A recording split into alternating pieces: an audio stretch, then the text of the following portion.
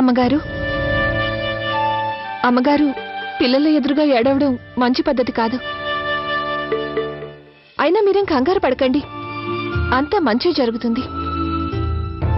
మీరు లేవండి, ఈ పనులన్నీ నేను చేస్తాను.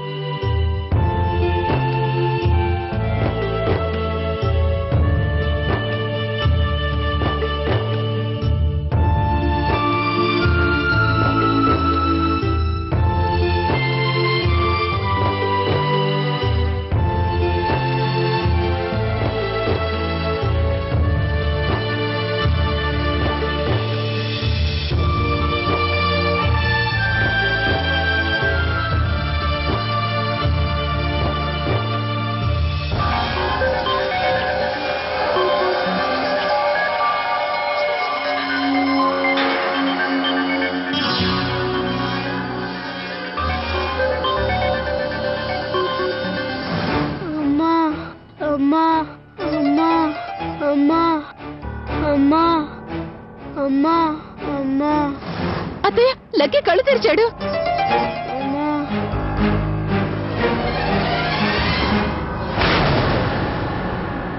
నాయనా ఏం చేసి ఉంటుంది? లక్కీకి ఇంత త్వరగా నయమైంది. లక్కీ ఎలా ఉంది?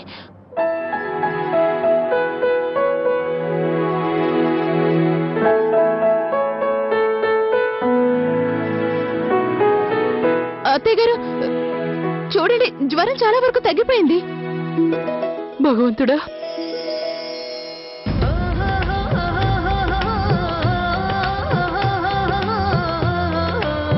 చూడమ్మా, నీ చేతుల్లో ఏదో మాయుందమ్మా. చూసావా, నీ చేయి పడగానే మా లక్కీకి జ్వరం తగ్గిపోయింది. నీకు రుణపడి ఉంటానమ్మా.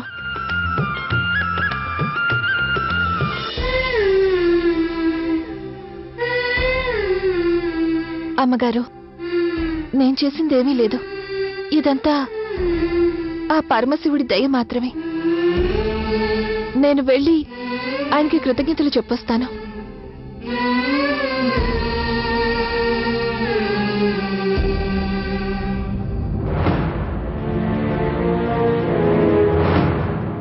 కంగారు పడుకు లవ్లీ, తెల్లవారుగానే నేను వెళ్ళిపోతాను. నేను ఆ మణిని తీసుకుని వెళ్ళిపోతాను. తను నిద్రలో ఏదో కలవరిస్తున్నట్టుంది. నాయనా,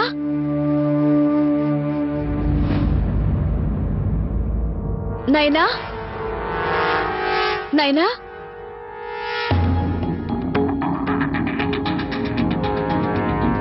నాయనా, నీకు చాలా జ్వరంగా ఉంది.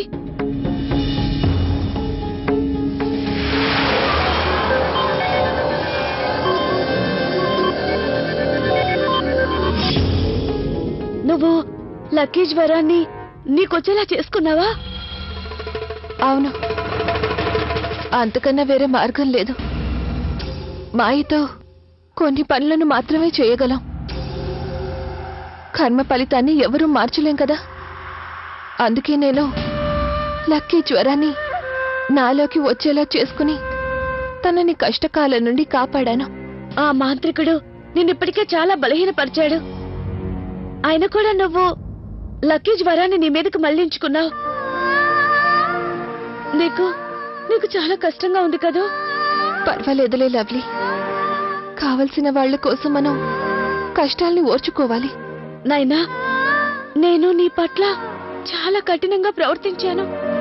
నీ సమస్యలు తెలిసినప్పుడు నాకు బాధ అనిపించినా నిన్ను ఇంట్లోంచి వెళ్ళిపోమని చెప్పాను. అయినా కూడా నువ్వు మాత్రం లక్కీని ఆరోగ్యవంతుడిని చేశావు. నువ్వెందుకు ఇలా చేసావు చెప్పు, ఎందుకు చేసావు? నేను ఇంకేం చేయగలను లవ్లీ? అమ్మగారికి నా మీద ఎంతో నమ్మకం ఉంది. తన నమ్మకాన్ని నేను వమ్ము చేయలేకపోయాను. మీరందరూ నాకు చాలా ఉపకారం చేశారు. అందుకని నేను ప్రాణాలతో ఉన్నంత వరకు మీ కుటుంబానికి ఎలాంటి కష్టం వచ్చినా కాపాడతాను.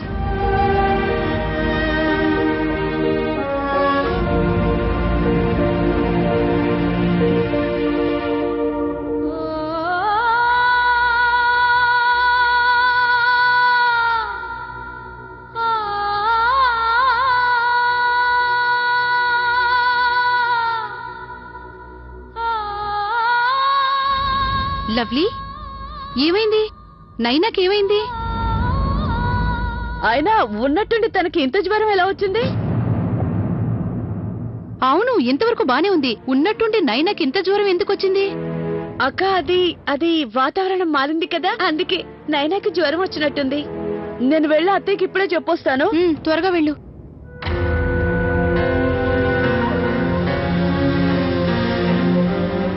ఇప్పుడు ఎలా ఉందమ్మా? జ్వరం బాగా ఎక్కువగా ఉంది బామ్మగారు.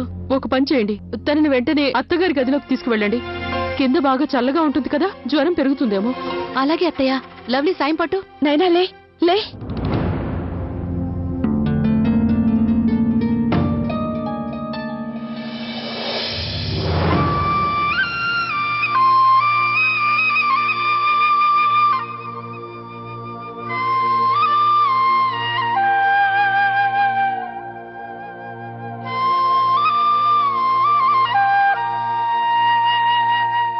ఓం చాముండాయ నమః.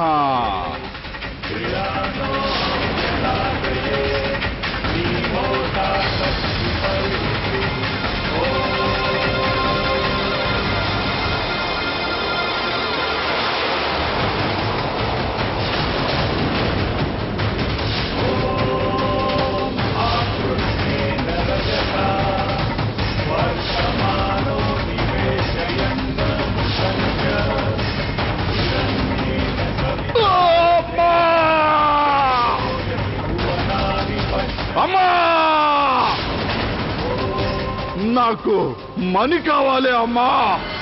అమ్మా, నాకు శక్తిని ప్రసాదించు. ఒక్కసారి ఆ మణి నా చేతికి చిక్కిందంటే ఈ ప్రపంచంలో కల్లా నేనే శక్తివంతమైన మనిషిని అవుతాను. ఈ ప్రపంచం మొత్తం నాకు పాదాక్రాంతం అవుతుంది. అప్పుడు నేను ఆ నాగిని నరకంలో కొట్టుకునేలా చేస్తాను. ఆ నాగినికి తన భర్తకి ఎలాంటి శిక్ష విధించానో తనకు కూడా అలాంటి శిక్ష విధిస్తాను.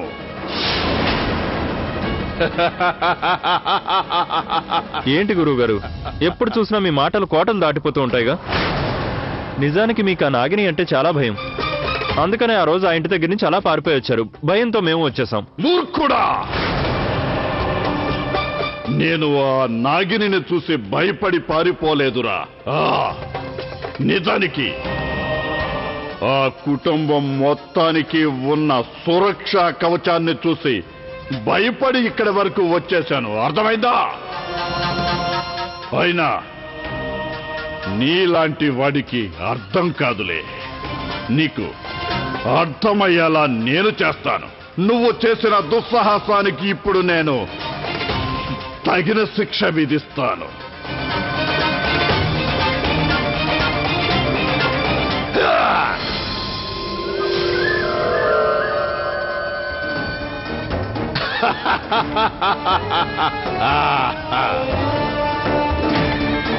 గురువుగారు, దయచేసి క్షమించండి గురువుగారు. పాపం ఏం తెలియని అమాయకుడు గురువుగారు. నన్ను క్షమించండి గురువుగారు. ఇలాంటి పొరపాటు మళ్ళీ ఎప్పుడు చేయను. నన్ను క్షమించండి. సరే, నేను నిన్ను ఒక షరతు మీదైతేనే క్షమిస్తాను.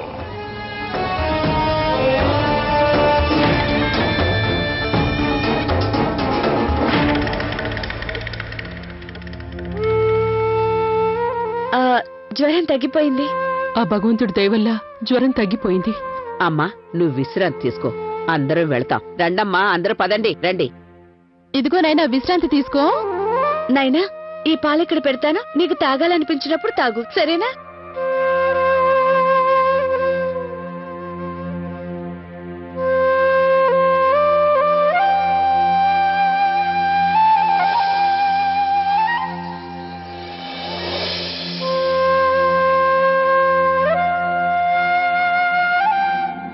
భోలా శంకర, నీ కృపా కటాక్షాలతో ఈ రోజు వరకు నా బాధ్యతల్ని నిర్వర్తించాను. నా ప్రాణాలకు సైతం లెక్క చేయకుండా నేను మణిని కాపాడుతూ వచ్చాను. ఇప్పుడు నాపై నాకు నమ్మకం తగ్గిపోయింది. నాకు శక్తిని ప్రసాదించు పరమేశ్వర. అప్పుడే నేను మణిని రక్షించగలుగుతాను. వీలైనంత త్వరగా మణిని తీసుకుని ఈ ఇంటి నుండి వెళ్ళిపోగలను. అప్పుడు నా కారణంగా ఈ ఇంట్లో వాళ్ళకెవరికీ ఎలాంటి కష్టమూ రాదు. నాకు సహాయం చెయ్యి పరమేశ్వరా.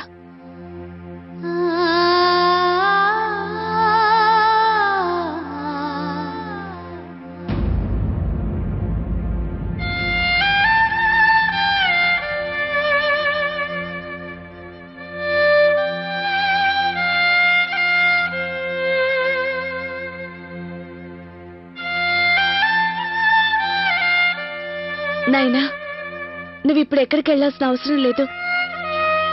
నీ ఆరోగ్యం పూర్తిగా కోలుకునేంత వరకు, నీకు ఇంతకు ముందులాగా పూర్తి శక్తి వచ్చేంత వరకు మా అందరితో కలిసి నువ్విక్కడే ఉండొచ్చు. నిజానికి నేను భయంతో స్వార్థపరురాలనయ్యాను.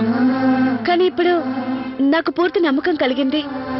నువ్వు నీ ప్రాణాలైనా ఇస్తావు, కానీ మాకు మాత్రం ఎలాంటి హాని చెయ్యవు. కానీ నైనా, నువ్వు నాకొక మాట ఇవ్వాలి. నువ్వెప్పటికీ ఈ ఇంట్లో నైనగానే ఉంటానని. ఎలాంటి పరిస్థితుల్లోనూ ఇంట్లో ఎవరి ముందు నాగిని రూపంలోకి రాకూడదు. ఇంట్లో వాళ్ళు నిన్ను చూసి భయపడ్డం నాకు అస్సలు నచ్చదు. అలాగే నీ గురించి కూడా తప్పుగా అనుకోకూడదు. నాకు మాట ఇవ్వు. నువ్వు చెప్పదలుచుకున్నది నాకు అర్థమైంది. నేను నీకు మాటిస్తున్నాను లవ్లీ. నేను ఎప్పుడూ అందరి ముందు నయనగానే ఉంటాను. నా మాట నమ్ము.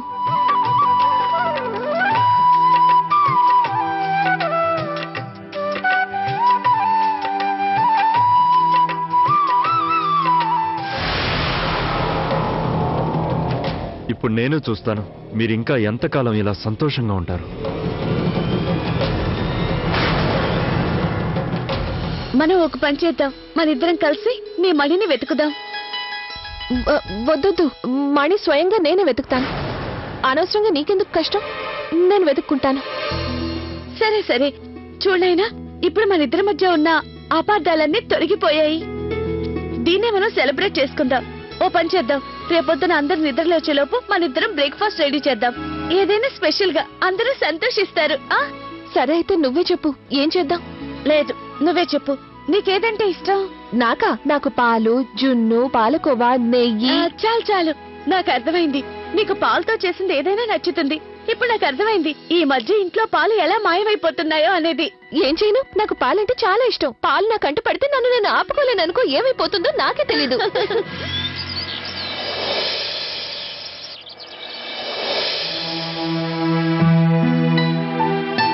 నైనా, నువ్వు శుభ్రం చేయి, మిగతా పనులు నేను చూస్తాను. అరే ఏమి చేయాల్సిన అవసరం లేదు. బుద్ధిగా ఇక్కడ నిలబడి ఏం చేయాలో నాకు చెప్పు, అన్ని నేను చేసేస్తాను. చెప్పు. నాయనా, మనం చాలా ఐటమ్స్ చేయాలి. కచోరీ, సమోసా, పూరి, పాయసం, సేమ్యా, సలాడ్, చాలా ఐటమ్స్ చేయాలి. నువ్వు ఒక్కదానివే ఎలా చేస్తావు? అరే అంతేనా? ఇప్పుడు చూడు నేనేం చేస్తాను.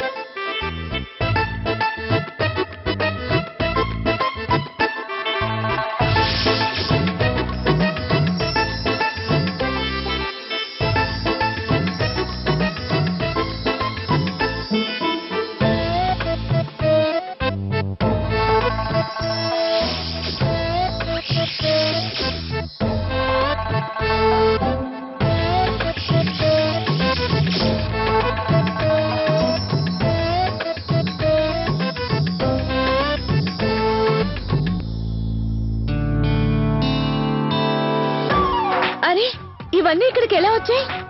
మాయతో. కానీ నైనా, ఇవి ఎక్కడి నుంచో తెచ్చుంటావు కదా, ఇవి ఎవరో తయారు చేసుకొని ఉంటారు. అయినా ఇవి తయారు చేయడానికి సామాన్లు ఎక్కడి నుంచి వచ్చుంటాయి? అలాగే సామాన్ల డబ్బులు అవి ఎవరిచ్చుంటారు? అవన్నీ నాకేం తెలీదు.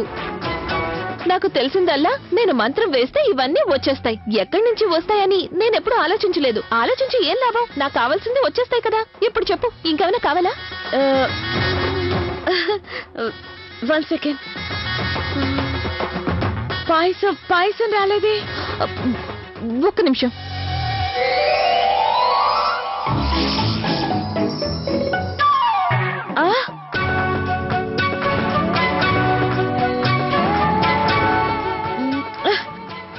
నైనా, ఇది సేమియా. ఓహో, నా తెలివి తెల్లారినట్టే ఉంది. ఎప్పుడు ఏదో గందరగోళం చేస్తూనే ఉంటాను. ఒక నిమిషం ఉండు. ఇదిగో చూసావా, పాయసం.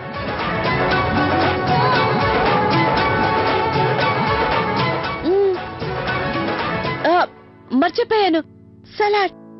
అది రప్పించు. ఓ,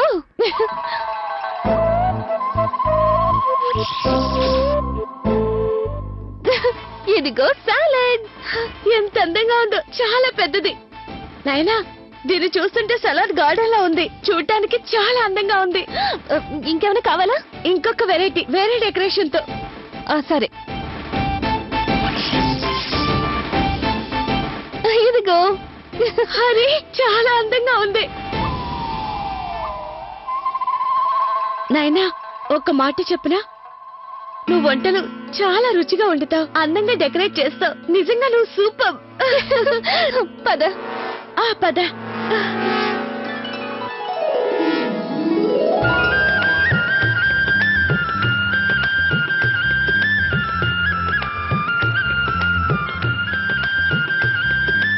ఇన్ని రకాల టిఫిన్లు మీ ఇద్దరు ఇంత త్వరగా చేశారా? గౌరక్క, ఇవన్నీ నైనా తన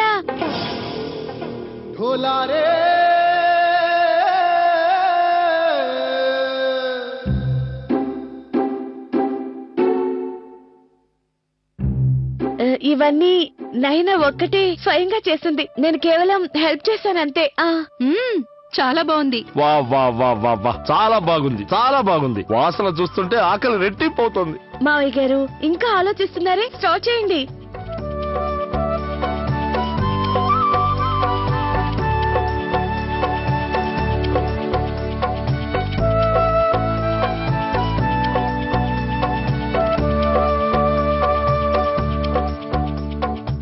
నిజంగా చాలా బాగున్నాయి. అవునన్నయ్య, ఈ సమోసాల టేస్ట్ చూస్తుంటే హోటల్ పెట్టుకుంటే చాలా బాగుంటుంది అనిపిస్తుంది. నిజమేనైనా, వంటలన్నీ చాలా రుచికరంగా ఉన్నాయి. కానీ ఇప్పుడే కదా కోలుకున్నా, ఇన్ని వంటలు చేయాల్సిన అవసరం ఏముంది నీకు? 2-3 రోజులు రెస్ట్ తీసుకోవచ్చుగా. అదేంటంటే అమ్మగారు, నాకు వంట చేయడం అంటే చాలా ఇష్టం. ఇలాగే వంట చేస్తూ ఉన్నాను అంటే నేను త్వరగా కోలుకుంటాను. ఈ సలాడ్ చూస్తుంటే నాకేమనిపిస్తుందంటే మనం 5 స్టార్ హోటల్లో భోంచేస్తున్నట్టు అనిపిస్తుంది కదా ప్రియా? ఇంకా ఫ్రూట్స్, అవి కూడా ఎంత బ్యూటిఫుల్ గా కట్ చేసిందో కదా. వండర్ఫుల్. అరే, నా వంటలు నచ్చాయి. నైనా,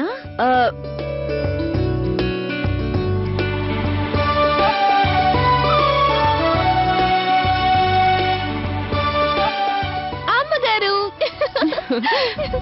ఇదిగో, నువ్వు తిను.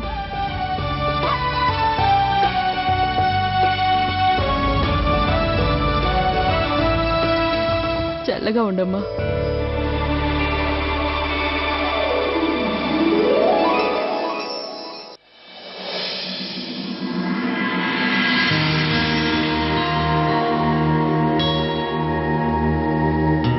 అబ్బాబాబా, కౌసల్య, టిఫిన్ ఎక్కువగా తినేశాను.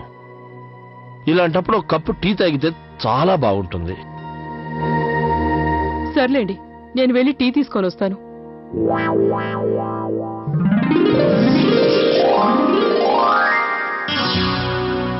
అమ్మగారు,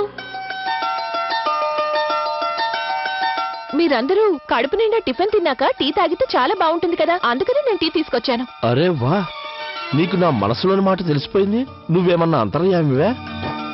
నేను ఇంతకు ముందే మీ అమ్మగారికి నాకు టీ తాగాలనిపిస్తుందని చెప్పాను. అందుకే నేను టీ తీసుకొచ్చాను. భలే బాగుంది కదా. నైనా, నువ్వు మా మనసుల్ని బాగా తెలుసుకున్నావు. ఏం లేదమ్మా, మనసులు కలిసినప్పుడు అలాగే జరుగుతుంది. మీరిద్దరూ టీ తాగండి. తీసుకోండి, త్వరగా తీసుకోండి. నేను వెళ్ళొస్తాను. సరే. ఆ, కేవలం అమ్మాయి కాదు, తను పెట్టిన టీ కూడా బాగుంది.